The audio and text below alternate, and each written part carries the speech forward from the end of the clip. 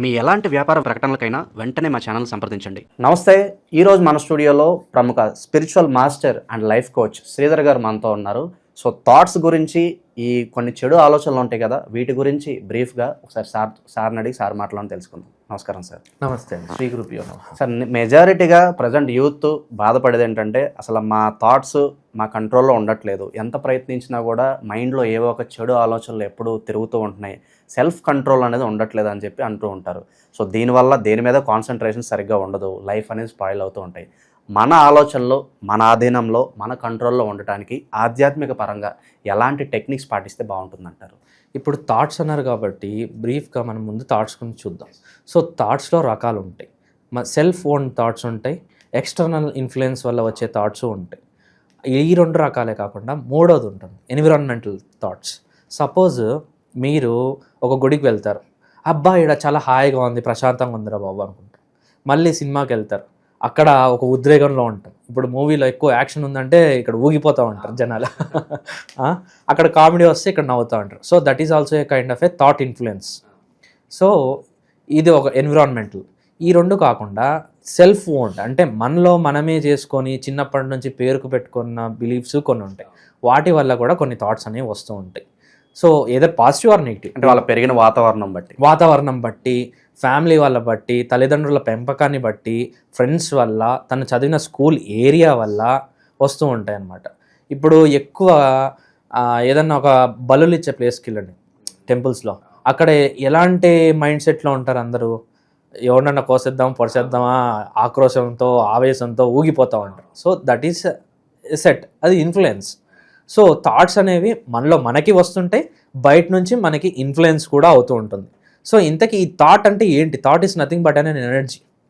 So మామూలుగా యోగ శాస్త్రాలలో ఒక రూల్ ఉంది, thought follows energy and vice versa is also true. Energy follows thought, thought follows energy, రెండు కరెక్టే. యాక్చువల్గా నీ దగ్గర ఎనర్జీ ఎక్కువ ఉంది, అప్పుడు నువ్వు థాట్ని డైరెక్ట్ చేస్తావు. యాక్చువల్గా మేనిఫెస్టేషన్ అంటే ఇదే, నీ దగ్గర శక్తి ఎక్కువ ఉంది, నువ్వు దాన్ని ఆ శక్తిని ఒకనొక పద్ధతిలో థాట్ని పెడతావు, అదే మేనిఫెస్టేషన్.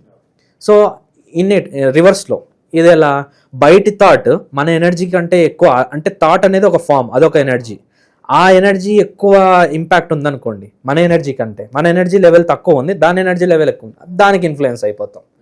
థర్డ్ థింగ్, ఇప్పుడు నేను 2 చెప్పాను. థర్డ్ థింగ్ ఏంటంటే, ఆ ఎనర్జీ చిన్నదైనా మీ ఎనర్జీ గొప్పదైనా you will entertain with it, అంటే ఇంటరాక్ట్ అవుతావు, అంటే దాన్ని ఓపెన్ తీసుకుంటావు, నీలోకి తెప్పించుకుంటావు. ఆ తెప్పించుకున్నప్పుడు అది నీ మీద ఇన్ఫ్లుయెన్స్ చూపుతుంది, whether it is positive or negative. So దీనికి సంబంధం లేదు. ఇకపోతే థాట్స్లో మామూలుగా అందరూ ఏంటంటుంటారంటే, నాకు చెడు ఆలోచనలు వస్తున్నాయి, నాకు ఈ వద్దు వద్దు వద్దు వద్దు వద్దు అంటే ఎంత ప్రయత్నించినా మళ్ళీ అటువైపే పోతుంటారు. ఎందుకు? ఇది ఒక రకమైన హిప్నోసిస్. ఏ విధంగా హిప్నోసిస్ అంటే, మీకు ఏదైతే వద్దనుకుంటారో అవే మీ దగ్గరకు వస్తుంటాయి. దీనికి బెస్ట్ ఎగ్జాంపుల్ చెప్తా.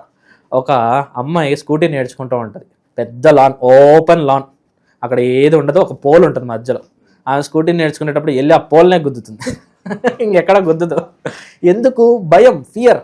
దాన్ని గుద్దుతానేమో వద్దు వద్దు వద్దు వద్దు అనుకుంటా, చేతులు మాత్రం వద్దు వద్దు అంటేనే అట్లే పోయి గుద్దేస్తుంది. సో ఏదైతే మీరు వద్దు వద్దు వద్దు అని చెప్పి బలంగా అనుకుంటారో అది మిమ్మల్ని పట్టుకుంటుంది. నాకు వద్దు అని ఎప్పుడే కానీ అనద్దు. నెగిటివ్ థాట్స్ వచ్చినా, పాజిటివ్ థాట్స్ వచ్చినా, పాజిటివ్ థాట్స్ అంటే of course they are good. So negative thoughts వచ్చినా కానీ ఈ ఆలోచనలు వద్దురా బాబు, నాకు వద్దు అని చెప్పి పదే పదే అనుకోవద్దు. అనుకున్నారంటే మీరు మళ్ళీ ఇంకా ఊబిలో కూరుకుపోయినట్టే కూరుకుపోతారు, ఇంకా మళ్ళీ బయటకు వచ్చేది ఉండదు దాని నుంచి. కొంతమంది ఉంటారు, అది ఎక్స్పీరియన్స్ చేసిన తర్వాత గుణపాఠం నేర్చుకుని బయటకు వచ్చేసే వాళ్ళు ఉంటారు, అలా వస్తే ఫైన్, బట్ రాని వాళ్ళతోనే ప్రాబ్లం. అలా వచ్చి గుణపాఠం అయిన తర్వాత కూడా మళ్ళీ కొడుతూ ఉంటారు, అక్కడే ఎక్కడ వేసిన ఉంగిలు అక్కడే అన్నట్టు పడుతూ ఉంటారు. సో దానికి ఏంటంటే, ఇది మామూలుగా వీడియోలో చెప్పడానికి కొంచెం కష్టం. 1-on-1గా ఎవరైనా కానీ ఎప్పుడైనా కానీ సంప్రదించవచ్చు నన్ను పర్సనల్గా. సో నేను గైడ్ చేస్తుంటాను యాక్చువల్గా అందరినీ ఈ విధంగా. సో మీరు కూడా ఎవరైనా కానీ నన్ను కాంటాక్ట్ అవ్వచ్చు. అయితే నేను మీకు ప్రాక్టికల్గా చెప్తాను. ఇది ప్రాక్టికల్ సొల్యూషన్, యాక్చువల్గా థియరిటికల్ కాదు. సో కొన్నిటికి ప్రాక్టికల్గా important. So other than that, ఈ థాట్స్ వచ్చినప్పుడు వీటిని ఎలా కంట్రోల్ చేయొచ్చు? దీన్ని కంట్రోల్ చేసే మార్గాలు 2 రకాలు. ఒకటి the way of yogi, eastern method. ఇంకొకటి the way of dynamic method, dynamic method అనేది అంటే యోగా కానీ లేదా ధ్యానం కానీ ఇలా చేయని వాళ్ళకి డైనమిక్ మెథడ్ స్టార్టింగ్లో కొంతవరకు హెల్ప్ అవుతుంది, not all time.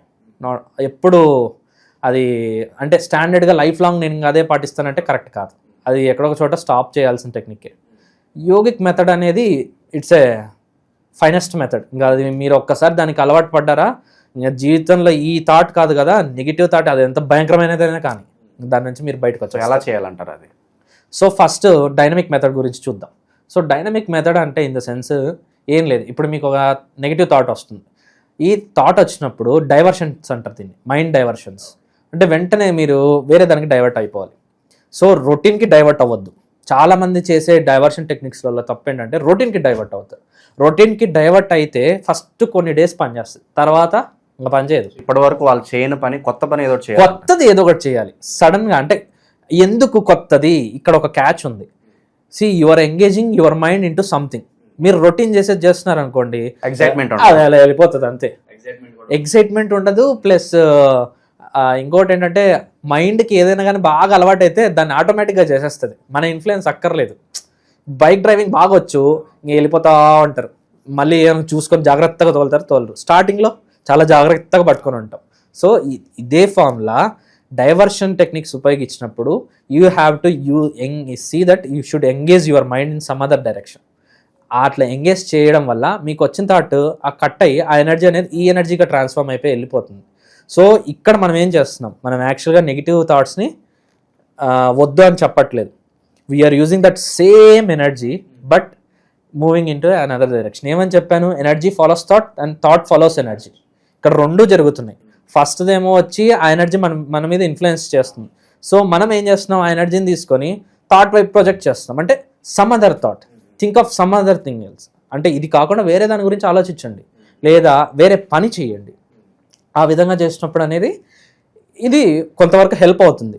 So second method yogic method. This is a very చెప్పాలంటే చాలా సింప్లెస్ట్ మెథడ్, బట్ దీన్ని డెవలప్ చేసుకోవడానికి టైం పడుతుంది. అందరికీ అంత ఈజీ కాదంటారు? ఈజీ కాదని కాదు, ఈజీయే. It's a matter of practice of consistency. ఒక రోజు చేసి 2 రోజులు చేసి 3 రోజులు చేసి 4వ రోజు పట్టుకొని నాకేం రాలేదంటే కుదరదు. దీన్ని డైలీ చేస్తే within 6 months to 8 months maximum 1 yearలో టోటల్ ట్రాన్స్ఫర్మేషన్ వచ్చేస్తుంది.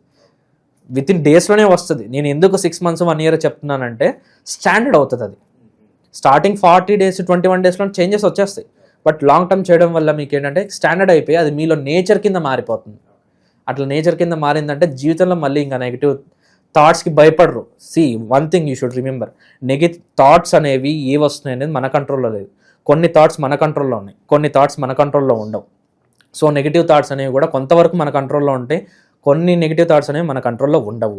So you can not escape from the thoughts, either it be positive or negative. So yogic method అనేది దీంతో డీల్ చేస్తుంది. Be it positive or negative, మీరు దాన్ని సాక్షిగా గమనించండి అంటుంది. యాక్చువల్గా ఈ సాక్షిగా గమనించడం అనేది చాలామందికి తెలీదు. సాక్షిగా గమనించడం అంటే ఏంటి అంటే ఏమీ లేదు.